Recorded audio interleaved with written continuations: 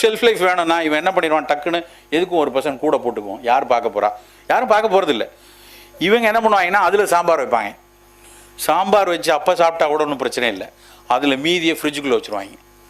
ஃப்ரிட்ஜுக்குள்ளே வச்சுட்டு அதுக்கு அடுத்த நாள் தான் அதில் வந்து கிளைமாக்ஸ் இருக்குது. அதை திரும்ப கொதிக்க வைப்பாங்கல்ல, அப்போ சோடியம் பென்சைட்லேருந்து பென்சீன் வெளியே வரும். பென்சீன் நேரடியான புற்றுநோய் காரணி. இப்போ யாருக்கும் இது வந்து என்ன மீந்திரதை சுட வச்சு சாப்பிட்றதுல என்னப்பா தப்பு, அந்த காலத்தில் சுண்டக்கறிலாம் வச்சு சாப்பிட்லையா அப்படின்னு கேட்பாங்க. அந்த காலத்தில் நம்ம ஆயா சுண்டக்கறிக்கு வந்து சோடியம் பென்சைட் போட்டதில்லை.